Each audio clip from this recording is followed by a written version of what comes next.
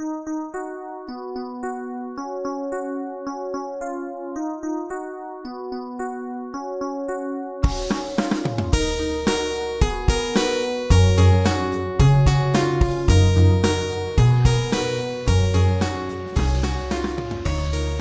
la matière générale de toute connaissance, ce qui sert à former notre connaissance, c'est la réalité, comme on l'a vu.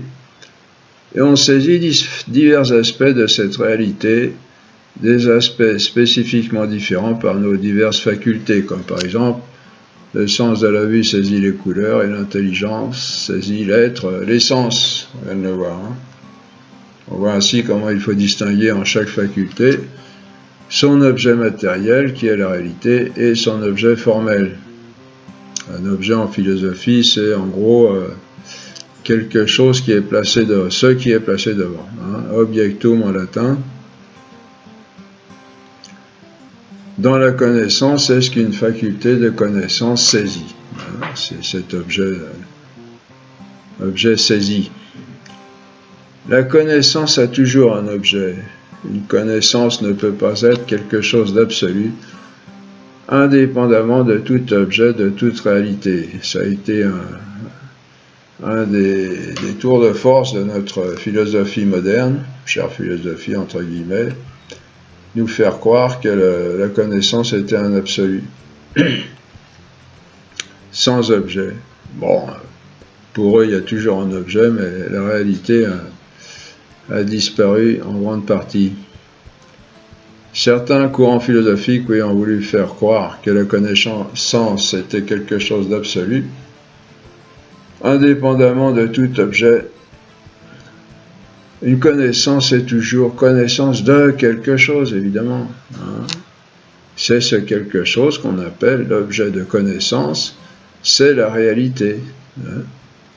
Une connaissance est toujours connaissance de quelque chose. La réalité est l'objet matériel de toute faculté. C'est la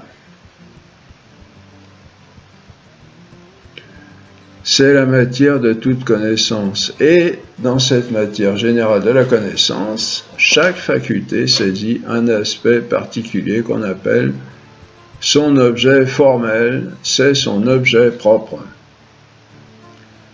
Quel est l'objet formel de chaque faculté? L'aspect plus particulier que chaque faculté saisit de la réalité. L'objet matériel qu'est la réalité se spécifie déjà d'une manière générale en universelle et particulière, selon qu'elle est connue par l'intelligence ou par les sens. La réalité est toujours saisie comme universelle par l'intelligence et comme particulière par les sens. Que les sens saisissent toujours la réalité comme particulière, on le sait bien. La vue, en effet, saisit cette couleur-ci ou cette couleur-là. L'ouïe, ce son-là. J'ai pas mis ce son-ci. Ça aurait fait amusant. L'odorat, cette odeur-ci. Alors que l'intelligence saisit toujours la réalité comme universelle, c'est-à-dire, par exemple, le cheval de façon universelle, l'homme ou ce qu'est la rose de façon universelle, ou une loi physique. On sait qu'on l'a déjà un petit peu vu, mais on le verra de façon plus étendue. L'intelligence se pose toujours la question, qu'est-ce que c'est? Qu'est-ce que l'homme? Et quand on répond, on dit là, il y a une définition, la réponse est la définition, et quand on répond l'homme c'est ceci ou cela, on donne la définition de l'essence de l'homme. Et ça, c'est quelque chose d'universel, parce qu'on l'a vu, l'essence, c'est ce qui représente l'espèce. Donc ça s'applique à tous les hommes, à tous les êtres de l'espèce. Alors que le sens saisit, on va dire un peu plus loin, le sens saisit toujours le particulier, ce qui existe concrètement, qui ne peut être qu'unique. La couleur de cette voiture-là, c'est la couleur de cette voiture. C'est une couleur particulière, c'est pas la couleur en général. Ni même la couleur rouge en général. L'intelligence saisit toujours l'universel, c'est-à-dire ce qui est applicable à plusieurs, comme l'essence de l'homme, mais comme on vient de le dire, est applicable à tous les hommes, c'est pas inutile de répéter, parce que l'essence de l'homme, c'est ce qui fait que l'homme est homme, et cela se retrouve dans tous les hommes. Voyez ? Donc la matière générale de toute la connaissance est la réalité, qui est toujours saisie comme particulière par les sens et comme universelle par l'intelligence. C'est très important il est très important de comprendre cela. Voyons d'abord le particulier du sensible, ce que je connais avec mes sens et qui est toujours quelque chose de particulier. De cet homme-là, par exemple, je connais la couleur de ses cheveux, de ses yeux, par exemple les yeux bleus, la forme de son corps, sa grandeur, 1m75, j'entends le son de sa voix, je le touche quand je lui serre la main, par exemple, je peux sentir l'odeur de son après-rasage, maintenant ça n'existe plus tellement, parce que les gens ne se rasent plus, et goûter un plat qu'il a cuisiné. Tout cela sont des aspects particuliers de la réalité, que l'on perçoit par les sens. Les, plus loin, sens. De même, quand je connais un tableau représentant un beau paysage, de la même manière, je connais ce paysage de façon particulière. Je le vois, je le touche. Sur les rochers au bord de la mer, j'entends le bruit des vagues et je peux goûter le sel déposé sur mes lèvres par les embruns. En Bretagne, par exemple, au Cap Mathieu, Saint-Mathieu. La réalité, donc, matière générale de toute la connaissance, se spécifie en particulier pour les sens, en universel pour l'intelligence. Et cette réalité particulière, objet de tous les sens, se spécifie encore pour chaque sens, car la connaissance sensible de chaque sens est différente. Évidemment, puisque ce sont d'espèces différentes. Autre est ce que je perçois par la vue, c'est-à-dire les couleurs. Autre, ce que je perçois par l'ouïe, c'est-à-dire le son, etc.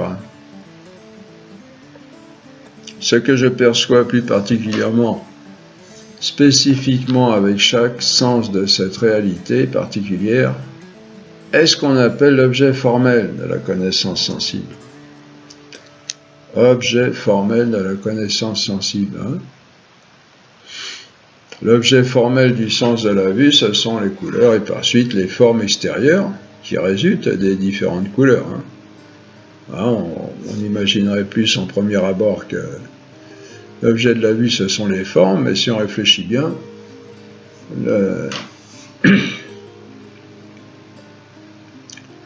ce sont les couleurs que nous percevons d'abord, et les formes sont des résultantes, si on peut dire, de l'ensemble des couleurs diversement.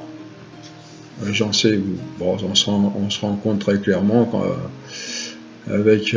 par rapport à un peintre qui va peindre un tableau, il fait pas il peut en faire, mais il ne fait pas d'abord des traits pour représenter les formes, il met ses couleurs directement. Et c'est l'ensemble des couleurs qui va faire les formes, qui va donner les formes. L'objet formel de l'ouïe, ce sont les sons. L'objet formel du toucher, c'est la consistance, la rugosité, la chaleur ou la fraîcheur, et d'autres choses que l'on saisit avec ce sens. L'objet formel de l'odorat, ce sont les odeurs, et l'objet formel du goût, ce sont les saveurs. Et chaque objet formel d'un sens est toujours quelque chose de particulier. C'est l'objet formel qui donne la nature de chaque sorte de connaissance sensible, comme c'est la forme des êtres corporels qui donne la nature à chaque être corporel. Par l'objet formel, on connaît précisément dans son essence ce qu'est la connaissance, parce que la forme donne la nature, l'essence, et c'est la nature, l'essence qui répond à la question « qu'est-ce que c'est ?» qui donne les sens. Hein. Vous voyez, on étudie ce qu'est la connaissance. Bon, c'est pas facile, mais vous voyez, on commence à mettre en application les outils qu'on a acquis précédemment. Hein, les outils des sens, comment dire, d'espèces, comment dire, de forme et de matière, hein, l'objet formel et l'objet matériel, etc. Et vous voyez, là, on arrive à prouver qu'on cherche à savoir ce qu'est la connaissance, la question qu'est-ce que c'est, toujours, et on y répond par la forme et la matière de la connaissance, qui donne la nature d'un être. Hein. Vous voyez comment on applique ces notions qu'on a trouvées dans les êtres corporels à des choses incorporelles, comme la connaissance. C'est sioux, ça, hein, si vous réfléchissez bien, c'est la meilleure manière de donner une définition des choses, ce qu'on fait là. Et c'est loin de ce que nous présente la science aujourd'hui, bon, ce qui a toute sa valeur dans sa catégorie, mais qui n'est absolument pas tout ce qu'il y a de plus haut dans le savoir, comme elles veulent faire croire. Ce qui prouve que chaque sens a bien son objet formel à soi, eh ben, c'est qu'un homme privé de l'usage d'un sens à sa naissance, comme un aveugle-né, privé du sens de la vue, n'a aucune connaissance de l'objet formel de ce sens, hein, comme l'aveugle-né n'a aucune connaissance des couleurs. Ça n'empêche pas de saisir la réalité avec ses autres sens, mais il n'a pas cet objet formel que donne le sens de la vue. Alors une distinction importante aussi, il faut bien distinguer un sens de l'organe de ce sens. Hein? Tout sens a un organe, comme par exemple pour la vue, c'est l'œil, pour l'ouïe, l'oreille, enfin interne, externe et interne, pour le toucher, les nerfs sensitifs répartis dans tout le corps, pour l'odorat, le nez, pour le goût, la langue, bon, on simplifie, hein, avec tout leur appareil sensitif. Hein. Mais l'œil, par exemple, ce n'est pas la vue. Le sens de la vue, l'œil, c'est l'organe de la vue. Pardon. L'œil n'est pas la vue, n'est pas le sens de la vue. Hein. L'œil, c'est l'organe de la vue. Excusez-moi. Le sens de la vue, c'est quelque chose de métaphysique, d'immatériel et comme tel, ne peut être saisi que par la définition qui représente la nature, l'essence. Hein, la définition, on se rappelle, c'est la nature, l'essence. Vous voyez ? La nécessité d'avoir travaillé nos cours précédents, parce que là, on commence à servir des outils, hein, et dans des domaines pas faciles. Hein. Hein, c'est pour ça qu'il faut, on monte dans un avion, il faut avoir des bonnes chaussures, une bonne combinaison et un bon casque. Hein. Le sens de la vue, ce ne sont pas les nerfs qui partent de l'œil pour aboutir au cerveau, ni une partie du cerveau où aboutissent ces nerfs. C'est quelque chose de métaphysique, d'immatériel. C'est ce qui sert à connaître les couleurs. Hein. On verra plus précisément en quoi consiste cette définition. Pour donner une comparaison, la vue est à l'œil ce que l'âme est au corps. Bon, on a vu un petit peu ce qu'était l'âme et le corps. Et bon, ça pourrait être un petit peu démodé, cet enseignement-là, mais si vous regardez bien, les scientifiques, avec tous leurs appareils, toute leur science, immense science, qui est admirable d'ailleurs dans son domaine, hein, mais ils n'ont jamais vu, par exemple, la représentation d'une femme, une jolie femme, dans tout ce qui est corporel de l'homme. Hein, jamais. Alors on sait que l'œil reçoit les rayons, les rayonnements, tout ça, ça se transporte par les nerfs optiques et ça va jusqu'au cerveau. On voit une certaine activité dans certaines zones du cerveau correspondantes à la vue, etc. Mais on n'a jamais trouvé ce qui pourrait représenter un tant soit peu ce que nous on voit. Vous voyez ? D'où l'importance de considérer ces choses d'une autre manière. Hein, de même, on n'a jamais vu quelqu'un lire un livre, on n'a jamais retrouvé les mots dans son cerveau, ni dans sa vue, nulle part. Hein. Et pourtant, nous, on les voit. Quand on lit, on voit bien les mots très clairement, très nettement. Et ils sont en nous, puisqu'on les connaît. Et c'est moi qui les connais. Moi, le moi, il est en moi, il n'est pas à l'extérieur. Vous voyez, on va en reparler. Alors, d'où la nécessité de prendre d'aller avec une autre science dans ces domaines. Et vous verrez que, vous l'avez déjà vu, vous le verrez encore, que cette science est tout à fait exacte et très valable pour nous faire connaître ces choses, mais elle s'y prend d'une autre manière et il nous fait voir des choses, voir entre guillemets, parce que si on est dans l'immatériel, hein, un sens c'est immatériel, on ne peut pas le représenter, vous ne pouvez pas dessiner un sens. Hein. Vous pouvez dessiner l'œil, le nerf optique, le cerveau, mais vous ne pouvez pas dessiner un sens. Et c'est une science donc qui nous fait connaître des choses immatérielles, mais avec beaucoup de précision, avec beaucoup d'exactitude et de réalisme. Hein, on l'a déjà vu, on le verra encore, et on le voit déjà là d'ailleurs. Hein. On peut voir une sorte de hiérarchie des sens, selon la façon plus ou moins perfectionnée par laquelle ils nous font connaître la réalité. Bon, ça c'est pas absolument nécessaire, mais c'est intéressant de le savoir. Chaque sens nous fait connaître parfaitement son objet propre. Mais la réalité, chaque sens nous la fait connaître de façon plus ou moins parfaite. Le plus perfectionné, on sans doute, c'est le sens de la vue, qui nous fait connaître la forme physique des êtres, par laquelle au-delà nous découvrons la forme métaphysique, la nature des choses. Bah si, le sens de la vue, c'est ce qui se rapproche le plus de la connaissance intellectuelle, vous voyez, à tel point que moi je dis l'intelligence c'est l'œil de l'âme, qui connaît les réalités extrasensibles. Le sens de la vue peut saisir son objet parfois à de très grandes distances, comme les astres situés à des années-lumière de notre Terre. Vient ensuite l'ouïe, qui peut aussi saisir son objet à de très grandes distances.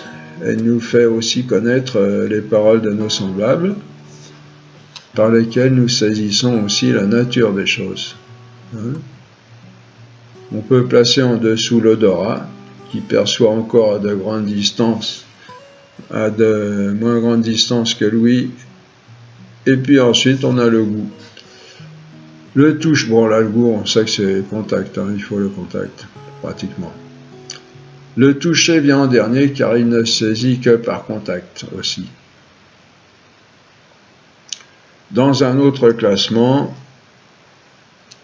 le toucher peut venir en tête ou juste après la vue, car quand on n'est pas certain, même avec la vue, on veut parfois toucher pour s'assurer. Hein. Vous avez la scène par exemple, les parents qui voient leur enfant revenir de la guerre, ils croyaient mort, j'en crois pas mes yeux, laisse-moi te toucher, que je sois sûr que c'est bien toi. Hein. Le sens perçoit directement son objet. L'ouïe perçoit directement le son. La vue perçoit directement la couleur. C'est pourquoi on appelle ces objets, la couleur ou le son, des sensibles propres.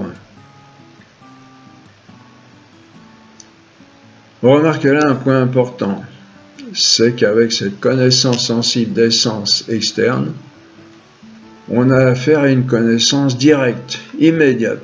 Très important ça, vous allez voir pourquoi. Dans l'immédiat, on a le caractère média qu'on peut traduire par intermédiaire. Hein, par exemple, on peut penser au médiateur comme exemple. Et privatif, ce qui veut dire une connaissance sans intermédiaire. C'est la seule connaissance immédiate que nous avons, ce qui rejoint ce qu'on a dit plus haut, que toute notre connaissance passe par les sens. C'est très très important ça. Les autres connaissances, comme celle de l'intelligence, ont les sens pour intermédiaire. On peut considérer cette connaissance sensible avec d'autres outils très pratiques que sont la puissance et l'acte. Ah, voilà, petits outils, on va les mettre à l'œuvre là, dont on a fait connaissance avec le changement. La connaissance sensible, comme toute connaissance, est un changement. Ah bah oui. Par lequel nous passons de la puissance de connaître à l'acte de connaître effectivement, car avant de connaître, nous ne connaissions pas. Hein? Et après l'acte de connaître, nous connaissons.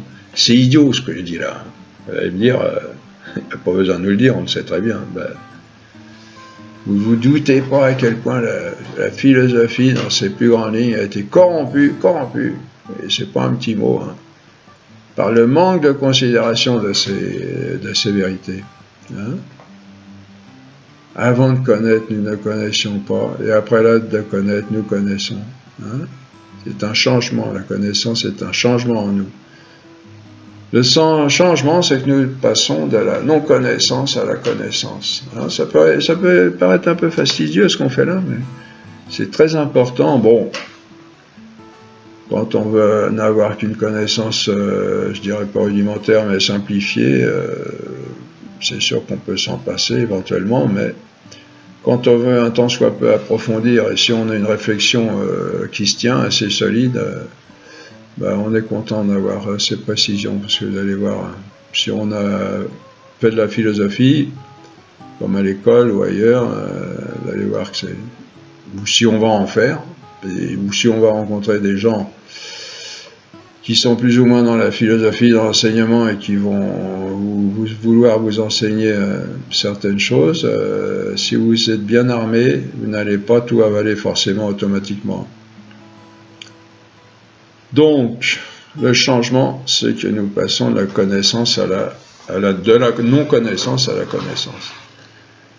Or, j'ai des anciens élèves qui ont suivi ces cours, qui m'ont dit, maintenant, tu sais, on sait où on en est. Quand on va dans des réunions, on sait où on en est, on sait où on met les pieds, mais on n'avale pas tout et n'importe quoi. Or, pour faire passer quelque chose de la puissance à l'acte, on a vu qu'il faut une cause efficiente. Hein? Vous voyez, on sert de nos outils là. Quelle est la cause efficiente de la connaissance qui fait passer la faculté de la puissance à l'acte de connaître? Eh bien, c'est l'objet propre qui agit sur nos organes des sens. Hein? Pour l'ouïe, c'est le son qui fait passer notre ouïe de la puissance à l'acte d'entendre cette belle musique, par exemple. Pour la vue, c'est la couleur, à l'aide de la lumière, qui fait passer notre vue de la puissance à l'acte de voir ce beau paysage, par exemple. La cause efficiente de la connaissance sensible, c'est l'objet propre de chaque sens. Et cet objet est en même temps cause formelle de la connaissance. Vous comprenez pourquoi? Hein? Parce que c'est lui qui donne à la connaissance d'être ce qu'elle est. C'est lui que l'on perçoit. L'objet propre est donc cause efficiente de la connaissance en nous faisant passer de la puissance à l'acte de connaître, et il est en même temps cause formelle parce que c'est lui qui détermine la nature de chaque connaissance. Hein? Nature spécifique. Le sensible propre agit donc directement sur l'organe des sens. De cela, nous avons une certitude absolue, car il n'y a rien de plus évident que ce que nous voyons, ou entendons, ou touchons.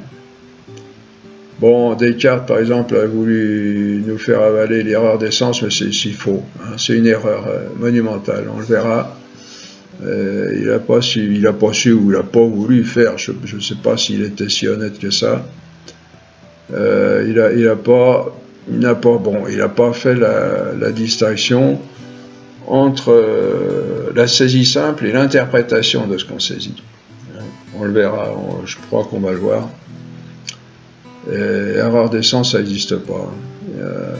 Le sens, ce qu'il saisit, il le saisit. Il le saisit comme c'est, Après, c'est nous qui faisons des erreurs d'interprétation de ce que saisit le sens, en croyant que, par exemple, une tour carrée de loin paraît ronde. Bon, ça c'est nous qui faisons ça, c'est l'interprétation. Mais le sens, lui, il nous fait voir ce qu'il reçoit. Il n'y a pas d'erreur des sens, c'est faux, complètement faux. Et quand on pense que toute la philosophie moderne, qui est partie complètement dans l'idéalisme, ou presque complètement, part de là.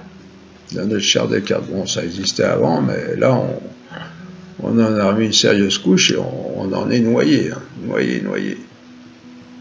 Comme quoi, des fois, vous voyez, faire la précision sur des points qui paraissent anodins, qui paraissent ridicules, hein, et qui peuvent être la source d'immenses erreurs et de grands déboires pour notre société, parce que, comme on l'a vu, la société humaine ne fonctionne qu'à partir de la pensée. Hein. Et si la pensée est viciée, corrompue, bah, tout le reste, toute l'activité de l'homme est viciée à tous les niveaux, au niveau humain et puis au niveau de nos relations avec Dieu, etc. C'est très grave. Hein. Donc, nous, la nécessité, là, je vous rappelle la nécessité, la grande utilité et nécessité de ces cours, où on revoit justement des points tout simples, vous voyez, mais qui s'ils sont mal pris, peuvent nous entraîner dans de grandes erreurs qui peuvent faire beaucoup de mal. La connaissance sensible étant directe, et la seule connaissance directe que nous avons, constitue donc comme les premières pierres de notre connaissance. Hein. Voilà donc pour la sensation. Je rappelle que la sensation, c'est pas au niveau affectif, c'est au niveau... la sensation est au niveau des sens, comme l'intellection est au niveau de l'intelligence. Hein, vous voyez, c'est uniquement le côté... Bon, moi, j'emploie pas ce mot-là. J'ai repris ça de Jean Deja, mais bon... Si vous comprenez que on est uniquement dans la connaissance. Là, on ne parle pas du tout de l'affectivité. Là. On en reparlera plus loin, mais pas là. On passe maintenant à la perception des objets dans l'espace et à la perception de l'espace et des trois dimensions. C'est quelque chose de plus complexe. Parce que la perception de l'espace met en jeu, combine tous les sens externes. Et c'est pourquoi on ne parle pas dans ce cas de sensible propre, mais de sensible commun, puisque c'est quelque chose qui est commun à tous les sens externes, ou au moins à un même sens, mais à des moments différents. Vous voyez ? La perception de l'espace met en jeu plusieurs sens externes ensemble. C'est quelque chose pour nous tellement habituel que nous ne nous rendons plus compte de la manière dont nous percevons cet espace. On peut essayer de le comprendre en revenant à notre première enfance. Hein? Que fait un petit enfant? Bon, nous, on ne se rappelle pas, mais on peut le voir en observant d'autres enfants. En général, il prend et porte à la bouche tout ce qu'il trouve. Pour le toucher, pour voir si c'est chaud ou froid, lisse ou rugueux, et savoir quel goût ça a. Il le tape par terre pour entendre le son qu'il fait. Il le regarde, il le jette au sol et jette qu'on lui ramasse. Hein. Et on connaît l'histoire, il le jette à nouveau. On se lasse avant lui. Il joue, mais en même temps, ce dont on n'est peut-être pas conscient, il est en train de percevoir l'espace. En remarquant les rapports entre ce qu'il entend quand l'objet tombe et ce qu'il voit, le geste que vous faites pour le lui rendre, etc. De même, quand il va à quatre pattes, il lance l'objet, il le regarde, il va le chercher, ou demande qu'on le ramasse, et il mesure, par son effort musculaire pour se déplacer, le rapport entre ce qu'il voit, ce qu'il entend, ce qu'il touche, et il acquiert ainsi sa perception de l'espace et des trois dimensions. Hein? On voit comment la perception de l'espace est un sensible commun, hein, parce qu'elle met en jeu en même temps plusieurs données de plusieurs sens. C'est donc une activité de la connaissance plus complexe et plus élaborée, qui intègre les rapports entre les différentes perceptions que nous avons, et c'est pourquoi l'acquisition de la perception de l'espace et des 3 dimensions demande plus de temps. La connaissance, en effet, est une sorte de construction en nous. On a parlé de Pierre tout à l'heure. Construction par laquelle nous retenons et assemblons les diverses et innombrables données des facultés de connaissance à mesure qu'elles se manifestent à nous. Notre connaissance est progressive et successive. C'est important de prendre conscience de ça aussi. Plus conscience, parce qu'on le sait. Notre connaissance est progressive et successive. Cette construction se fait en partie naturellement et en partie personnellement.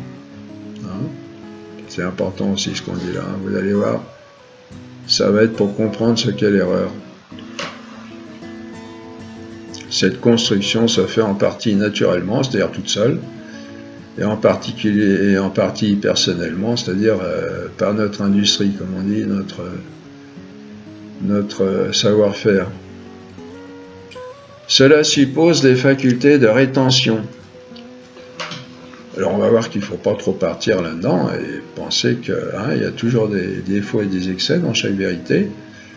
Penser que toute la connaissance est une pure construction de nous-mêmes. Non. La connaissance vient de la réalité. Bon, on va préciser ça. Cela suppose donc des facultés de rétention, cette construction, c'est-à-dire des facultés de conservation de ces données d'essence. C'est ainsi que l'on peut penser à la Tour Eiffel sans la voir devant les yeux, ou à un morceau de Carmen de Bizet, ou à ce bain de soleil l'année dernière sur une plage de la Côte d'Azur. Ce sont des facultés de rétention qui servent à retenir, retenir ce qu'ont saisi les sens. Les plus loin sens. Nous les avons en commun avec les animaux. La première, sans ça on ne pourrait pas connaître. Bon, on passe, on ne peut pas tout approfondir. La première de ces facultés de rétention, c'est l'imagination. Dans le langage courant, on attribue plutôt cette fonction à la mémoire, mais on va voir que le rôle de la mémoire est plus spécifique en philosophie scientifique. De même, dans le langage courant, l'imagination, c'est plutôt une faculté d'invention, de modelage, des apports de la réalité à notre gré. Faculté merveilleuse, ça, l'imagination, de se représenter diverses choses, bon, déjà pour s'amuser, pour rêver, mais aussi pour les artisans. Moi, j'ai commencé en menuiserie. L'imagination, c'est ce qui m'a permis d'en avoir une très développée d'ailleurs. L'imagination est un outil de travail extraordinaire par lequel on peut se représenter les choses avant qu'elles existent, les choses sensibles. Mais on comprend que pour modeler quelque chose dans notre esprit, il faut avoir de la pâte à modeler. Voilà. Eh bien, cette pâte à modeler dans la connaissance, ce sont les apports des choses sensibles que nous connaissons. Vous voyez, pour dire que la construction dans la connaissance, c'est pas quelque chose totalement de nous-mêmes. On va le faire à partir de ce que nous donne la réalité, de ce qu'est la réalité. C'est en effet à partir des divers apports qui nous viennent de la réalité que nous pouvons construire en nous toutes sortes d'objets, comme une montagne d'or par exemple, en assemblant ce que nous connaissons des montagnes et ce que nous connaissons de l'or. Vous voyez, imagination. Une montagne d'or, voilà, on peut le faire parce qu'on assemble nous-mêmes des choses que nous avons déjà connues de la réalité. Cela nous amène à reconnaître dans l'imagination deux fonctions bien distinctes. Voilà. Celle par laquelle nous retenons tout ce qui nous provient des sens, que l'on peut appeler pour cette raison imagination rétentrice, de retenir, ou conservatrice, et celle par laquelle nous fabriquons nous-mêmes notre monde à partir de ce que nous avons connu et qu'on peut appeler pour cela imagination créatrice. Vous voyez, deux fonctions de l'imagination. Il faut bien distinguer ces deux fonctions. Parce que l'une est connaissance alors que l'autre est un art. Vous voyez, très très important ça. Parce qu'on peut se tromper. Si on ne fait pas la distinction, on peut se tromper et vivre dans l'irréel et c'est un désastre. Il y a, alors on explique pourquoi, ce sont deux choses différentes. Il y a là deux mouvements radicalement opposés qu'il est impossible de confondre. Vous allez voir pourquoi? Eh bien, le mouvement qui va de la réalité au connaissant, pour ce qui concerne l'imagination rétentrice, vous comprenez? Puisqu'elle va retenir, il faut que ça soit quelque chose de la réalité qui vient qui passe par le sens et qui vient dans l'imagination. Et puis on a un autre mouvement qui est complètement opposé, qui est celui qui va du connaissant à une production de son art, comme la montagne d'or, et c'est l'imagination créatrice. Vous voyez, deux mouvements complètement opposés qui ne peuvent pas se confondre en fait en eux-mêmes. Et nous on les confond facilement si on ne prend pas garde à cette distinction très très importante. Il est très important de faire la distinction pour ne pas prendre la connaissance que nous avons de la réalité pour une fabrication, hein, et les fabrications que nous faisons pour la réalité. Vous voyez, hein. Et ça, il y a des gens qui le font, hein, et ça peut conduire à des troubles psychologiques et psychiques graves. Hein. Faites attention.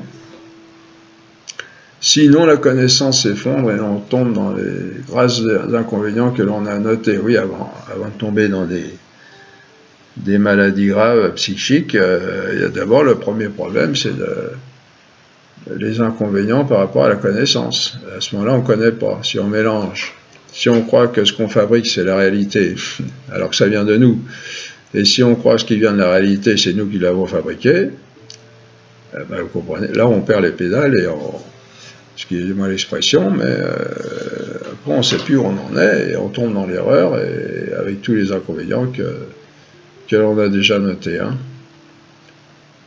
On remarque la nécessité de cette faculté, hein, l'imagination rétentrice, sans laquelle tout ce que l'on connaît par les sens s'envolerait aussitôt. Bah oui, vous voyez, ce qui nous permet de connaître. Le sens, il ne fait que saisir l'instantané. Il ne retient pas le sens. Et il ne peut pas retenir, parce que s'il retenait, il serait encombré et on ne pourrait pas saisir la suite. Vous comprenez? Le sens est instantané. Et donc c'est pour ça qu'il a fallu comprendre qu'il y a une autre faculté forcément en nous qui retient ce que le sens saisit.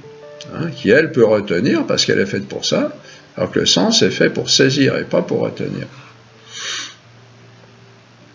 Nous apprenons donc à connaître le monde peu à peu en accumulant les données des sens dans l'imagination rétentrice. Et on comprend que pour connaître vraiment la réalité, il faut assembler ces données dans l'esprit comme elles sont dans la réalité, hein, et non comme on le désire, sinon on est dans l'erreur, on en reparle. Hein, par exemple, je saisis cette montagne-là à Lourdes et puis ce bord de mer à Banyuls. Bah, si je veux, après, dans ma mémoire, dans mon imagination, assembler montagne de Lourdes et mer de Banyuls au même endroit, bah, ça va pas.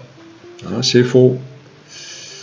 Bon, là, ça paraît pas très, très important du point de vue de l'erreur, mais ça peut mener à des erreurs très graves.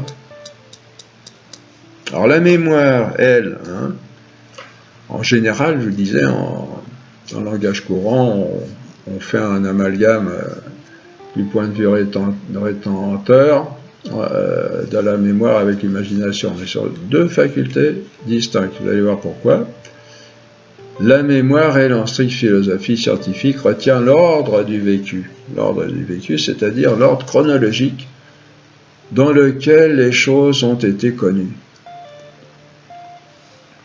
Ben, par exemple, c'est par elle que je sais que je suis allé en Angleterre avant de passer mon bac. Hein, vous voyez, ou que la première fois que j'ai fait du ski, je me suis cassé la jambe.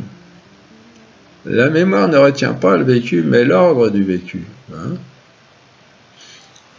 On voit que ce n'est pas le même objet formel que celui de l'imagination, hein, ce qui nécessite une faculté différente. Hein. Retenir le vécu n'est pas retenir l'ordre dans lequel il a été connu. Bon, on donne des exemples. Autre est de savoir que j'ai été reçu au bac, autre savoir que c'était en 1985. Hein. Je dis n'importe quoi, hein, c'est pas mon cas.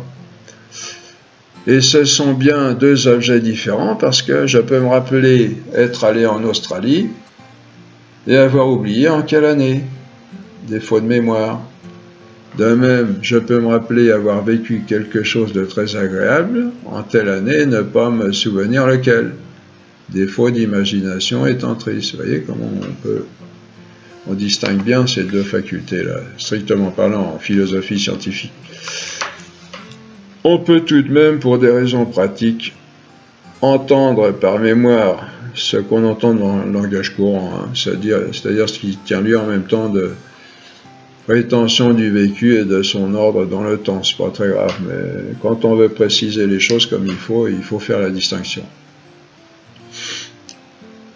Avec cela, on va comprendre comment l'erreur se produit dans la vie de l'homme. Ah, voilà.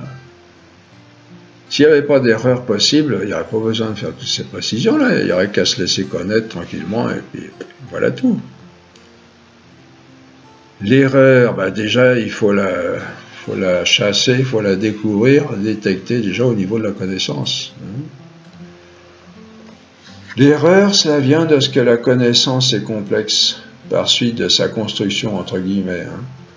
Construction entre guillemets, parce que c'est pas une pure construction de nous-mêmes. Hein. En effet, il n'y a pas d'erreur possible avec le simple, hein, car soit il est perçu, soit il n'est pas perçu. Mais s'il est perçu comme il est perçu, hein, comme on le disait. Il ne peut pas y avoir d'erreur à ce sujet. Pas facile à ce que je vous dis là, mais... Par exemple, vous allez mieux le comprendre quand on va parler du complexe. Par exemple, si je perçois avec le sens de la vue le rouge d'une écharpe rouge, je ne peux pas me tromper. Si je perçois du rouge, je perçois du rouge. Je ne veux pas dire que je ne perçois pas du rouge. Hein? On rejoint là l'évidence de l'être. Soit l'être est, soit l'être n'est pas. Mais s'il est, on ne peut pas dire qu'il n'est pas. Voyez? De même dans la perception du simple, soit j'ai la perception de cette couleur rouge, soit je ne l'ai pas. Mais si je l'ai, je ne peux pas dire que je ne l'ai pas. Voyez? Alors vous allez voir, vous allez mieux comprendre avec la suite. Si cette écharpe est blanche et qu'elle est éclairée par une lumière rouge, tant que je dis je perçois du rouge, je ne me trompe pas. Parce que je reste dans le simple, qui est la couleur rouge sans plus. Si par contre je pense et dis que c'est l'écharpe qui est rouge, là je fais une erreur. Pourquoi? Parce que j'assemble dans ma pensée ce qui n'est pas assemblé dans la réalité, vous voyez? Car la réalité, ce n'est pas l'écharpe qui est rouge, c'est la lumière. L'écharpe, elle est blanche, vous voyez? Si l'écharpe était rouge, je serais dans la vérité, voilà. Bon, laissez tomber les précisions scientifiques maintenant, c'est pas l'objet qui est rouge, c'est les rayons qui feront gna gna gna gna gna. Pour nous, ce qu'on saisit, c'est l'écharpe qui est rouge, point final. Hein. Après, les précisions scientifiques sont utiles dans leur domaine, mais il ne faut pas non plus qu'elles viennent tout nous remettre en cause dans notre réalité ordinaire, si on peut dire. Donc, la vérité ou l'erreur apparaissent dès qu'il y a composition. Dès qu'il me faut composer en moi quelque chose que je saisis comme composé dans la réalité, comme l'écharpe et la couleur rouge, vous voyez. Mais si je reste dans le simple, il n'y a pas d'erreur possible. Soit je saisis, soit je ne saisis pas. Il n'y a pas de milieu et pas d'erreur possible. Il faut préciser encore, il n'y a pas d'erreur possible avec le simple. en tant qu'objet propre de chaque sens. C'est-à-dire, un sens ne se trompe pas sur son objet simple. Il n'y a pas d'erreur possible avec l'objet propre, simple. L'écharpe, par exemple, n'est pas objet propre du sens de la vue. L'objet propre du sens de la vue, c'est la couleur. L'enfant, quand il commence à voir le monde, commence par voir des couleurs. Ensuite, il commence à distinguer les contours, les limites des couleurs, ce qu'on appelle les formes. Puis, il apprend que certaines formes correspondent à certains objets. Par exemple, à cette forme rouge correspond l'objet écharpe. Il apprend tout cela avec les différentes couleurs qui correspondent à différentes formes, non seulement en surface, mais aussi dans l'espace. Car en découvrant l'espace, il découvre que les couleurs sont en 3 dimensions.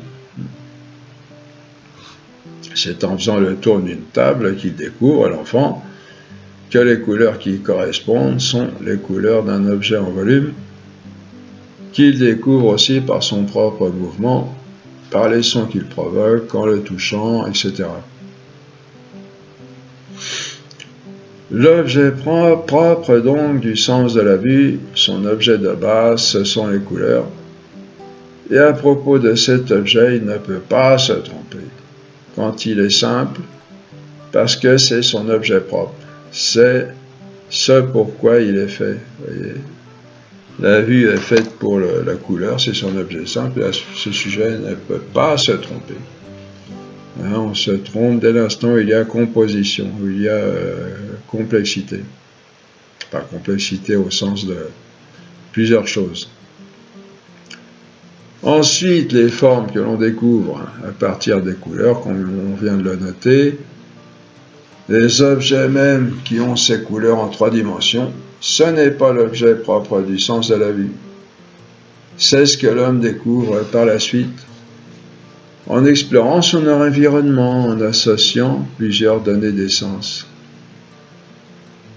Et c'est là qu'il découvre que ce qui est rouge est une écharpe de laine, mais ça, le sens de la vue ne le dit pas. C'est l'homme qui le découvre avec son sens de la vue, ses autres sens et son intelligence. C'est là qu'il y a construction, et donc risque d'erreur, si les assemblages ne sont pas bien faits. C'est-à-dire, si je pense qu'une chose va avec une autre, alors qu'elle n'y va pas. Vous voyez comment arrive l'erreur. L'erreur n'arrive pas dans le simple, mais dans le composé. Certains ont voulu mettre la connaissance en doute en se demandant si, par exemple, ce qu'on voit rouge est bien rouge en réalité. Que répondre? Eh bien, le fait même de pouvoir poser la question montre que ce que l'on saisit est bien ce qui est en réalité, car si je ne le savais pas, je ne pourrais même pas poser la question. Ça, c'est les subtilités de la philosophie qui ont voulu tout fiche par terre, les déconstructions, comme ils appelaient ça, qui ont fait beaucoup de mal. Comment cela? Eh bien oui, quand je me demande si ce que je connais est bien la même chose que ce qui est dans la réalité, ça veut dire que je sais qu'il y a une réalité, et ce qu'il y a dedans, sinon si je n'en savais rien, je ne pourrais même pas poser la question, vous voyez? Les gens qui veulent se demander si ce que je connais c'est bien la même chose que ce qui existe à l'extérieur, pour mettre en doute le simple, justement. Si je peux poser la question, est-ce que la réalité c'est la même chose que ce que je connais, ou ce que je connais, est-ce que c'est la même chose que la réalité?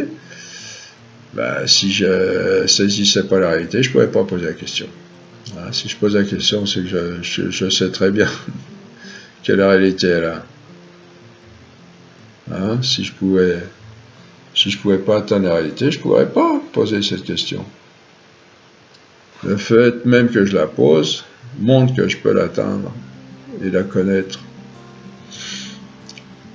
Et si je peux la connaître, je peux savoir si ce que je connais est la même chose que la réalité. Donc, ce que je connais est la même chose que la réalité. Il n'y a même pas à se poser la question ainsi. Ce qu'il faut dire simplement, c'est ce que je connais, c'est la réalité. Voilà. Là, on parle du simple, là, attention. Hein. Si après, il y a le composé. Alors, le composé aussi, on le saisit. On le saisit comme il est. Mais si on le saisit en plusieurs fois et qu'il faut l'assembler dans l'esprit, c'est là qu'il y a risque d'erreur. Parce qu'on risque d'assembler des choses qui ne sont pas réellement. Ça veut dire que la connaissance de la réalité est un fait simple, évident, constatable, qui n'est pas sujet à question. Hein?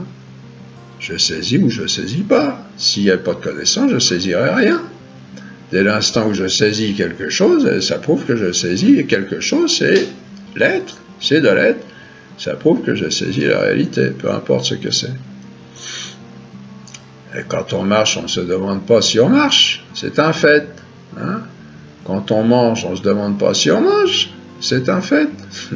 Alors on peut aussi le faire, puis alors tourner en rond autour de son nombril, et puis on n'en sort pas, et puis on devient fou à la fin. Hein? Comme Nietzsche, par exemple. Bon. Quand on parle, on ne se demande pas si on parle, c'est un fait. Quand on connaît, on ne se demande pas si on connaît, c'est un fait. C'est un fait, surtout dans le simple fait de saisir quelque chose de simple. Bon. Ensuite, je puis me tromper quand je construis dans mon esprit, à la ressemblance de la réalité, parce que la connaissance humaine est successive et progressive, c'est-à-dire se fait par ajout d'éléments de la réalité dans mon esprit, à la ressemblance de la réalité, pour que ce soit connaissance. Sinon, si ce n'est pas la ressemblance de la réalité, ce n'est pas connaissance. Hein. Et on ne peut rien en faire. Si vous voulez faire quelque chose qui passe pour une connaissance alors qu'elle n'en est pas, il n'y a aucun intérêt. On a d'autres signes que ce que je saisis rouge est bien rouge en réalité. Hein. Par exemple, peut-on se tromper entre le jour et la nuit? On approfondit cette question parce qu'elle est complètement basique par rapport à toutes les erreurs qui sont maintenant, qui nous... Ce sont des petites gouttes d'eau qui sont à l'origine de l'immense mer d'erreurs dans laquelle on est noyé aujourd'hui. Alors, d'autres signes pour dire que ce que je saisis rouge est bien rouge, eh ben, par exemple, peut-on se tromper entre le jour et la nuit? Prendre le jour pour la nuit et la nuit pour le jour? Bah non. N'importe qui dirait, même de la plus mauvaise foi, mais il ne va pas nous dire, et puis on ne le croirait pas de toute façon. Bah, du point de vue des couleurs, on peut dire sensiblement la même chose hein, à propos du blanc et du noir, par exemple.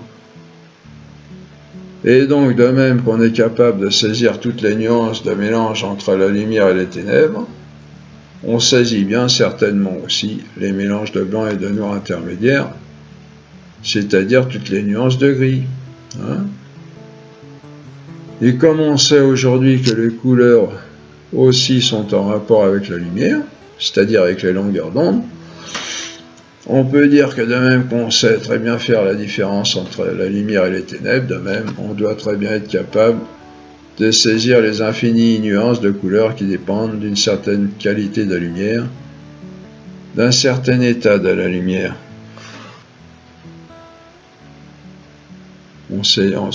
Donc, vous voyez, cette comparaison avec la lumière et les ténèbres, ça nous permet, ou on ne peut absolument pas se tromper, hein, ça nous permet de comprendre qu'on saisit aussi les différentes nuances de couleurs.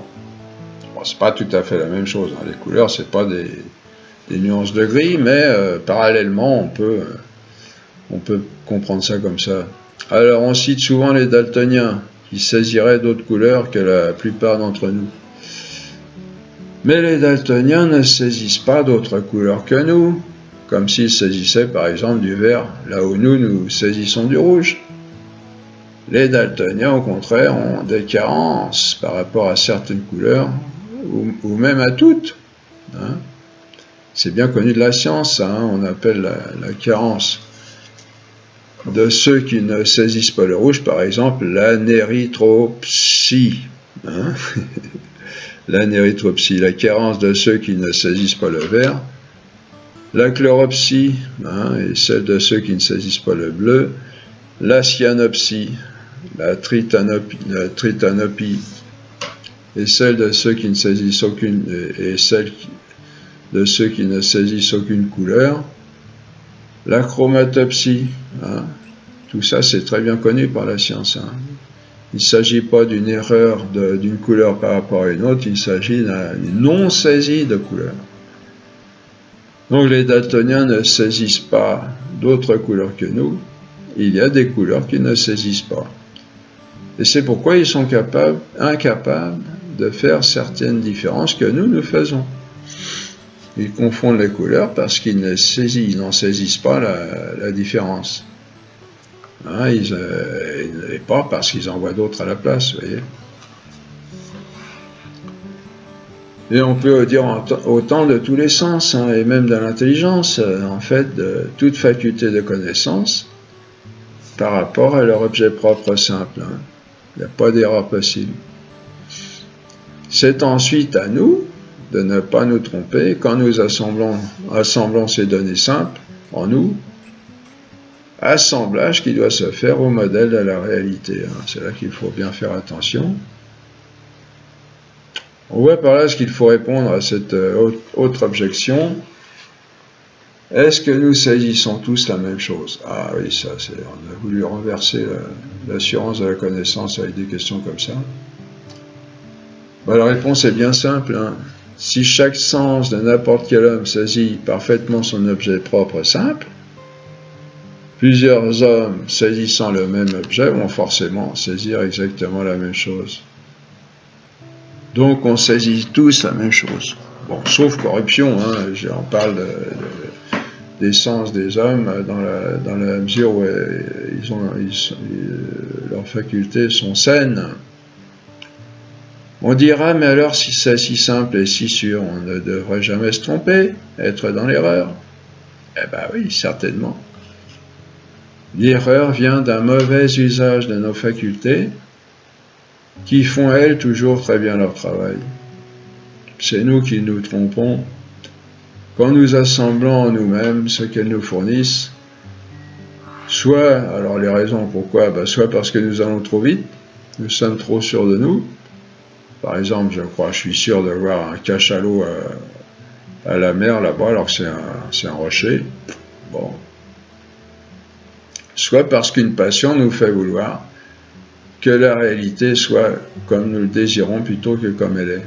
C'est assez courant aussi. Soit parce que l'on n'est pas assez prudent quand la réalité n'est pas assez claire et qu'on se prononce alors qu'on n'a pas suffisamment de raison pour se prononcer. La précipitation. Oui, on parle de Descartes là. Donc voilà, certains, comme Descartes ne comprenant pas cette distinction, ou entre parenthèses ne voulant pas la connaître, ont mis en doute ce pouvoir des sens de nous faire connaître la réalité avec certitude, et prétextant que les sens nous trompent sur quelques exemples classiques, ont refusé de reconnaître ce réel pouvoir des sens de nous faire connaître la réalité comme elle est. Un exemple classique de ces sceptiques, c'est la rame qui paraît brisée dans l'eau, alors qu'elle est droite en elle-même en réalité. C'est un problème de réfraction de la lumière, qui n'a pas le même indice, la lumière dans l'eau, que dans l'air. Ce qui fait que l'image qui parvient à notre vue n'est pas la même pour une partie de la rame, celle qui est dans l'air, que pour l'autre, celle qui est dans l'eau. Mais la perception du sens, elle, me donne la chose comme la lumière me la transmet, voyez ? Elle me donne exactement ce qu'il en est de cet objet simple qu'est la couleur, transmise par la lumière. La couleur de cette rame m'apparaît comme elle m'apparaît par la lumière. C'est moi ensuite qui peux interpréter cette couleur comme celle d'une rame, et comme une rame habituellement pour moi est droite, l'interpréter là comme brisée, Mais c'est moi qui fais ça. Ce n'est pas ma vue. Ma vue, elle, ne fait que me transmettre une couleur de laquelle découle pour moi une certaine forme. Hein?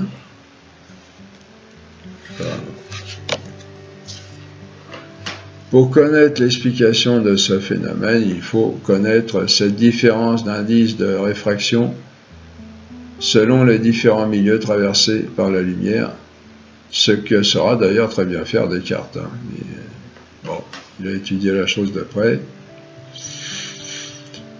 Les sens donc nous font connaître la réalité sensible telle qu'elle leur apparaît, à nous ensuite d'interpréter se donner de la meilleure manière. Ah oui, interprétation. L'interprétation, c'est nous. Vous voyez la différence, on parlait au départ là, de la différence entre ce qu'on connaît naturellement et ce qu'on connaît personnellement. Naturellement, ce qui vient en nous de façon naturelle, sans qu'on ait à agir dessus. Et personnellement, c'est-à-dire comment on interprète ce qui est reçu naturellement par les sens. Alors, à propos de la mémoire entendue au sens courant, certaines personnes ont une mémoire à dominante auditive et d'autres une mémoire à dominante visuelle. On doit en tenir compte dans l'éducation car il faudra privilégier la lecture chez un enfant à mémoire à dominante visuelle et l'enseignement oral chez un enfant à mémoire à dominante auditive. Bon.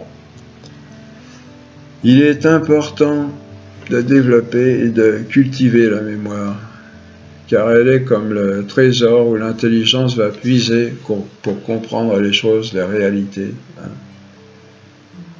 Les sens, en effet, les sens ne nous font connaître que le moment présent. Il faut la remplir avec sagesse, dans une progression cohérente et non en vrac.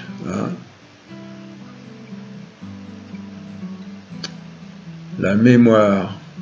On connaît le désastre actuel de nos jeunes aujourd'hui, remplis d'une foule de connaissances, d'images, mais souvent dans un fouillis inextricable. Voilà pour la connaissance sensible particulière qui se réalise grâce à nos 5 sens, dont les données sont retenues par l'imagination pour ce qui concerne le vécu, et la mémoire pour ce qui concerne l'ordre de ce vécu.